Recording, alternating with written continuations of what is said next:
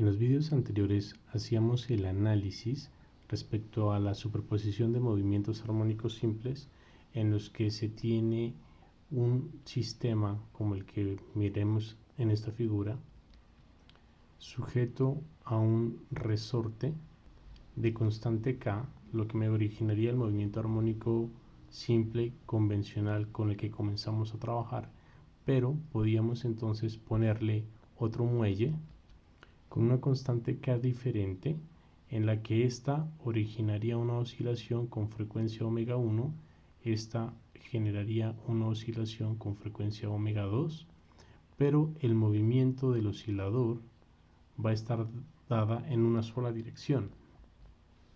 Es decir, como podemos apreciar, el movimiento se va a dar solamente en el eje X. Hicimos el desarrollo para este movimiento en las situaciones en las que las frecuencias omega 1 y omega 2 son diferentes y en la situación en la que omega 1 y omega 2 son iguales. Este problema visto desde arriba nos permite apreciar de manera más clara la situación. Si en este esquema este es el eje X, este sería el eje Y, entonces el eje Z aquí estaría saliendo desde el plano de la pantalla hacia usted. Entonces ese esquema visto desde arriba implicaría que este sea el eje X, que es la dirección del movimiento. Dado que lo estoy viendo desde arriba, entonces ahora hacia usted está el eje y usted sabe que X cruz Y me debe dar Z, por eso Z está apuntando hacia abajo. La cuestión es que los dos muelles que se conectan al oscilador se han ubicado de manera tal que el movimiento neto del sistema se mantiene en una sola dimensión. Ahora lo que queremos analizar es qué pasaría si modificamos la dirección de uno de los dos muelles, algo como lo siguiente, en el que, como pueden observar, los dos muelles ahora se encuentran ubicados perpendicularmente y por sencillez vamos a asumir que los dos tienen la misma constante K de elongación, permitiéndonos entonces asumir que trabajamos con las mismas frecuencias. Lo único que sí va a variar es el hecho de que nuestro movimiento ahora se va a expresar en términos de dos dimensiones, dado que nuestro oscilador no solamente va a oscilar en una sola dirección, sino que también va a poder estar oscilando en la otra. O sea que vamos a tener una combinación de los dos movimientos armónicos simples en una oscilación ya dada en un plano. La situación de frecuencia diferente la consideraremos después. Entonces vamos a expresar nuestras ecuaciones para este nuevo movimiento. Vamos a escoger nuestro origen temporal de forma tal que la fase inicial en X sea 0. De esa manera podemos escribir nuestras ecuaciones de la siguiente manera. Es decir, en este caso, delta hace las veces de la diferencia de fase. Es evidente también que el movimiento en X se va a dar entre la amplitud menos A hacia A, dada este valor de A, y en Y entre menos B y B. Es decir, nuestro movimiento está restringido en esos valores. Claro que aquí voy a hacer una corrección, hay que tener presente que estoy trabajando es con el eje Z, no con el eje Y. La costumbre de siempre trabajar con XY, ok, aquí sería Z. Vamos a mirar entonces en este movimiento los diferentes casos que podríamos tener, sobre todo los más relevantes, en términos de los valores que puede tomar la fase. Comencemos con la primera situación.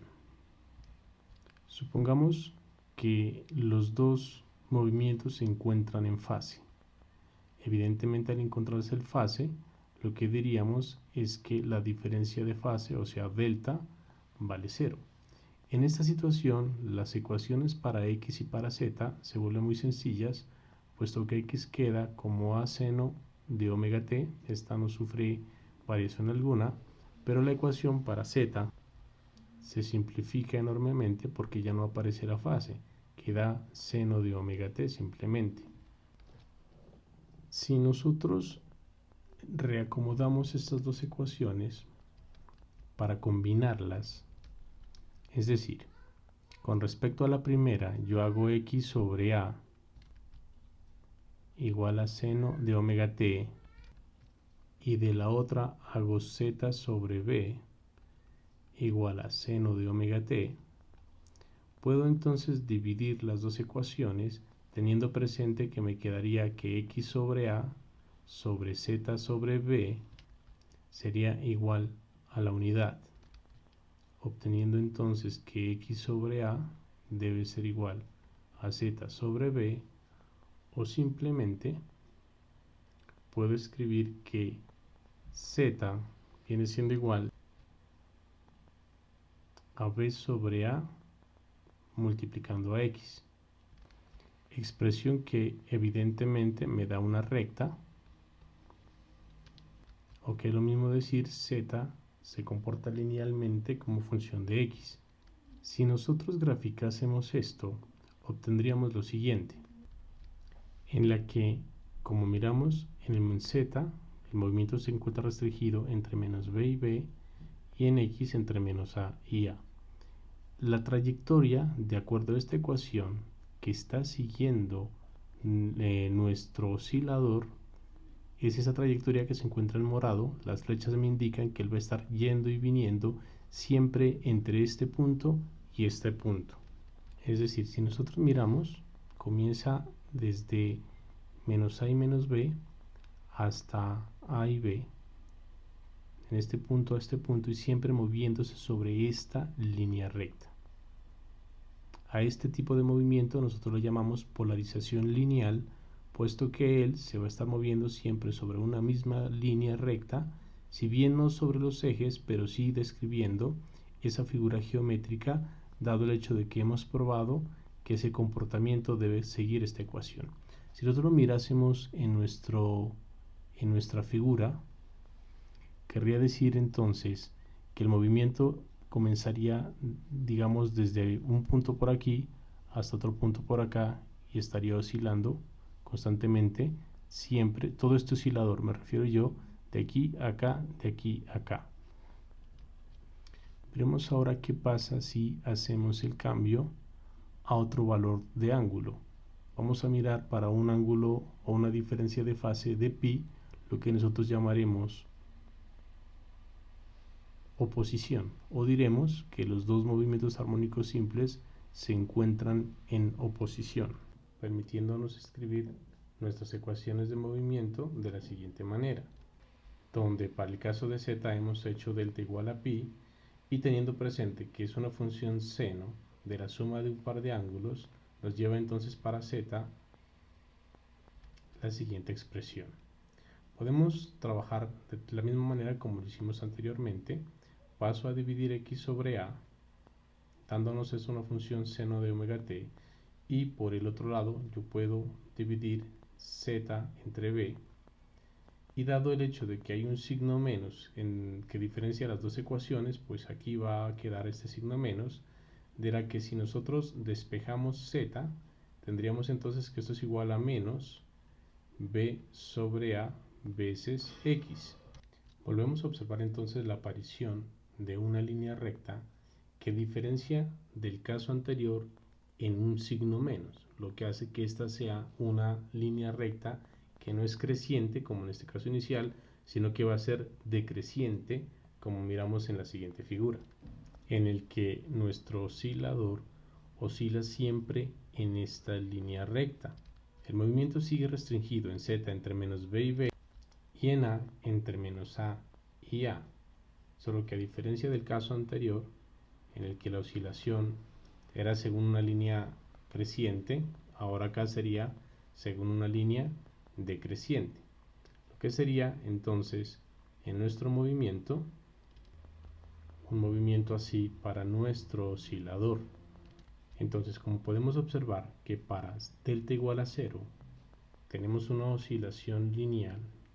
de esta manera, y para delta igual a pi tenemos una oscilación lineal pero decreciente, a este tipo de oscilación para delta igual a 0 y para delta igual a pi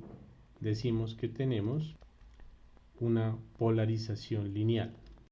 Para el caso delta igual a pi medios, vamos a decir que tenemos una situación de cuadratura o que lo mismo decir que los movimientos se encuentran en cuadratura, con lo que las ecuaciones para x y z quedan transformadas de la siguiente manera, en la que hemos hecho delta igual a pi medios y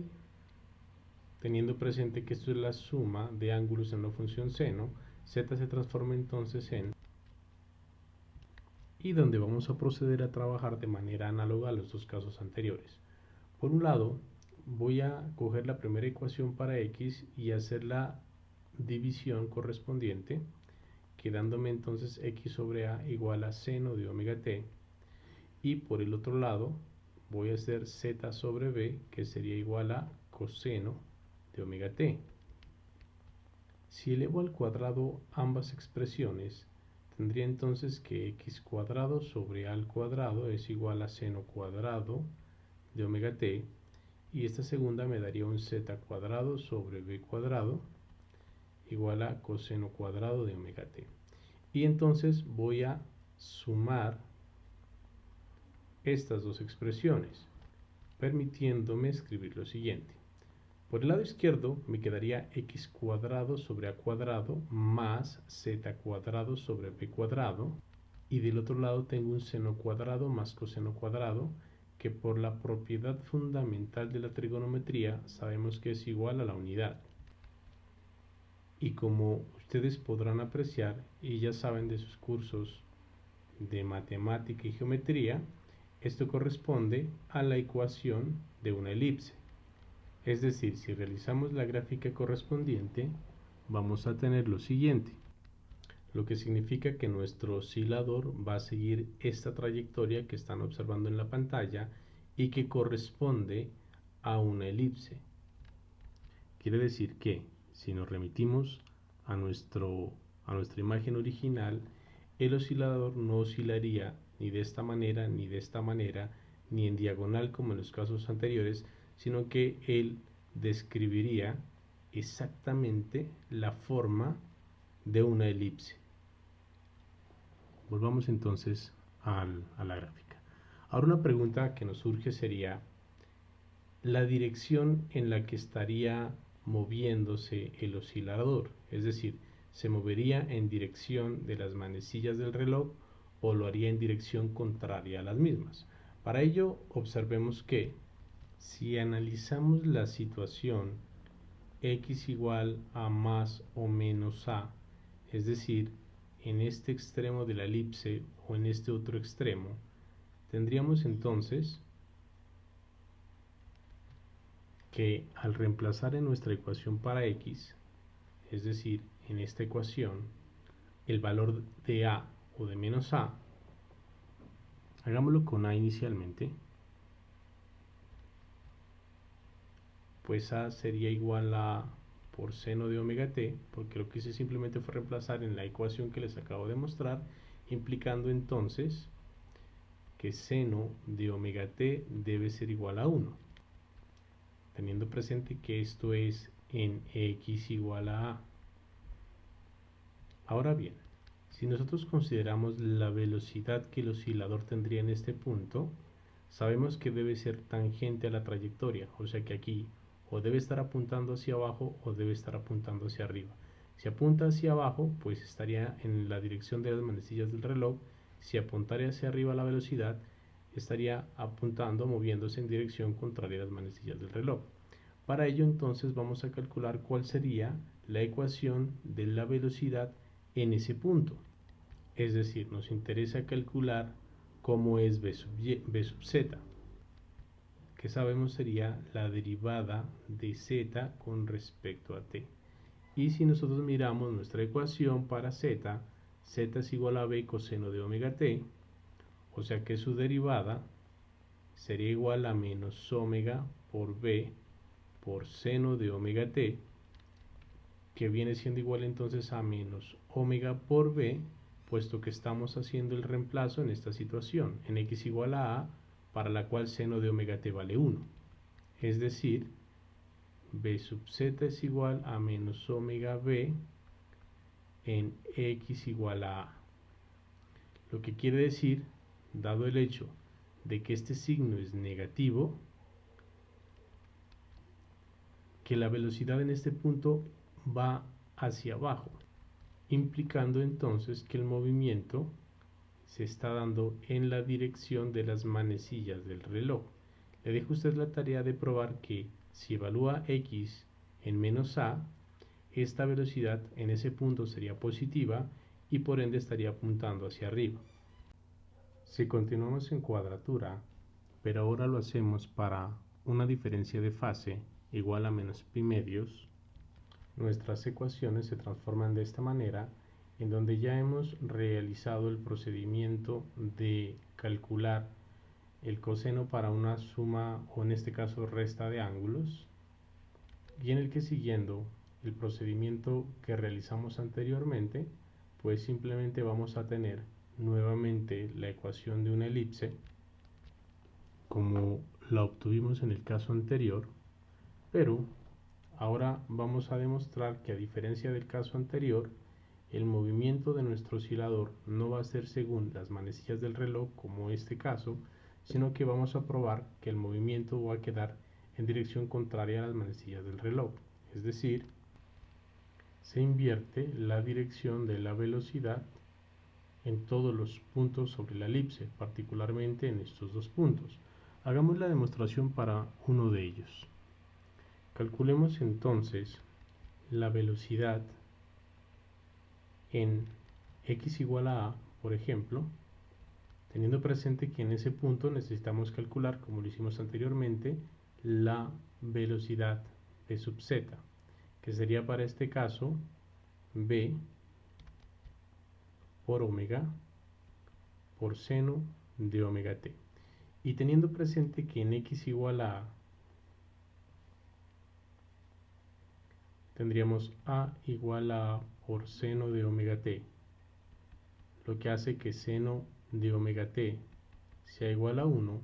implica que este término que tenemos aquí es igual a 1 y por lo tanto v sub z es igual a omega por b, siendo este un valor mayor o igual a 0, es decir, es positivo. Por ende, en ese punto la dirección de la velocidad es positiva y tenemos, tal como están viendo aquí en el dibujo, que aquí está apuntando hacia arriba, lo que quiere decir entonces que ahora nuestro oscilador se mueve en dirección contraria a las manecillas del reloj. Entonces tenemos que para el caso en el que la diferencia de fase es pi medios o menos pi medios, es decir, en cuadratura, el movimiento que sigue el oscilador es de una elipse y por ende a esto vamos a decir que se trata de una polarización elíptica. Es evidente que para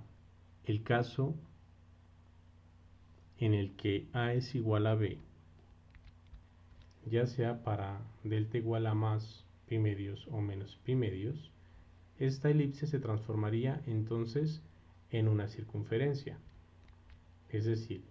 si en esa expresión cambiamos A por B o B por A, que es lo mismo, esta ecuación puede reescribirse de la siguiente manera.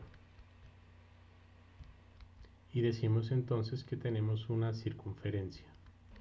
teniéndose exactamente el mismo comportamiento, ya sea positivo el ángulo o negativo el ángulo de fase,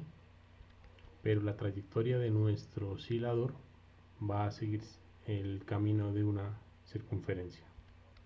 Ahora, para el caso general, para un delta arbitrario,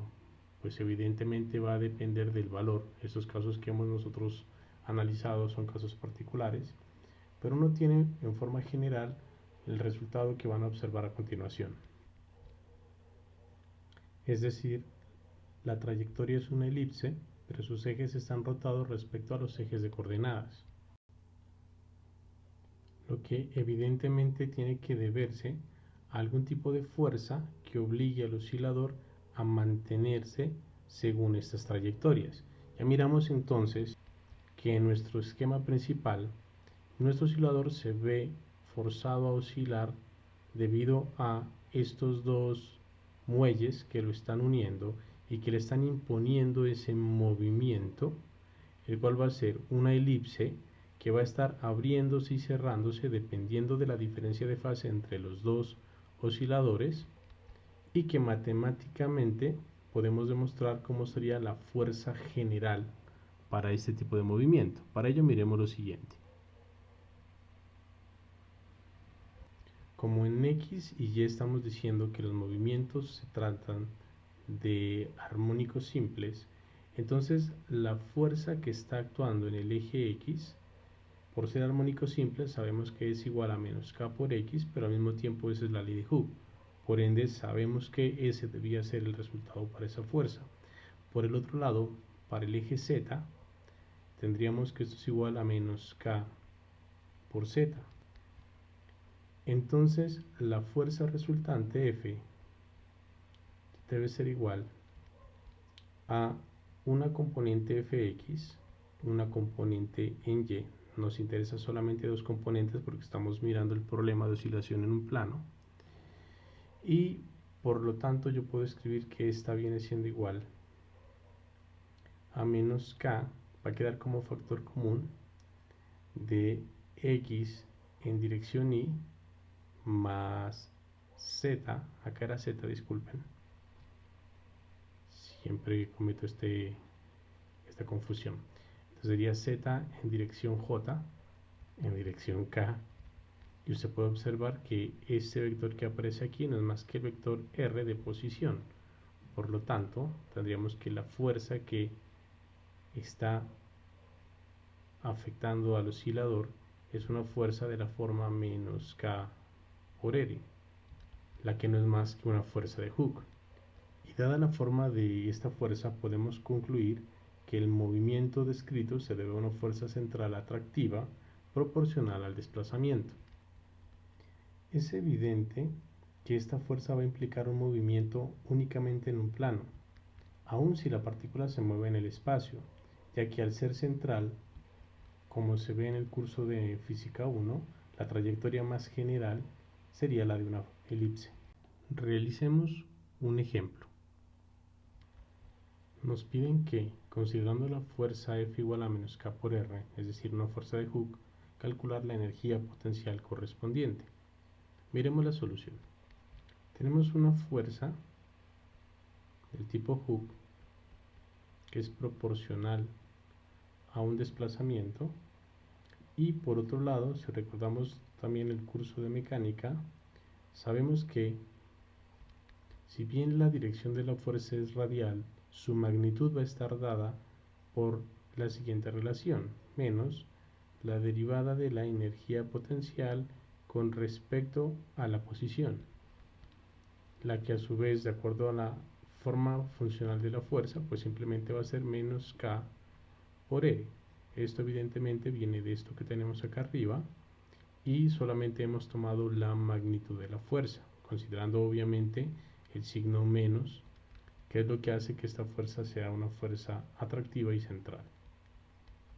Entonces, operando estos términos, tendríamos que los signos menos se van a ir, y por ende la energía potencial vendría siendo igual entonces a la integral. K saldría de esa integral porque es una constante por R por dr. Esto vendría siendo igual entonces a 1/2 de K por R cuadrado más una constante de integración, pues no hemos tomado los límites en la integral, y eso hace que la constante sea totalmente necesaria. Luego entonces, para darle un valor a esa constante, yo puedo poner la siguiente condición de que la energía potencial sea 0 en R igual a 0. Recuerden que las energías potenciales se definen salvo una constante, porque lo que nos interesa siempre a la hora de hacer mediciones son las diferencias. Entonces yo puedo asignar un valor a C, y por conveniencia puedo hacer que en R igual a 0 la energía potencial se anule, de forma tal que C sea igual a 0. Repito, esto es total conveniencia, eso ya se estudia en un curso de Física 1 en la parte de mecánica, y por lo tanto tendríamos simplemente que la energía potencial para un sistema como el que hemos trabajado hasta ahora queda expresada como 1/2 de K por R cuadrado, que es lo mismo que decir que la energía potencial es igual a un medio de K, factor de X cuadrado más Z cuadrado para la situación que hemos estudiado hasta ahora. Aquí terminamos este vídeo. Vamos a mirar en la próxima clase la misma situación que hemos trabajado, pero ¿qué pasaría si, además de que los movimientos armónicos simples se den en ejes perpendiculares, hacemos que cada uno funcione con frecuencias diferentes?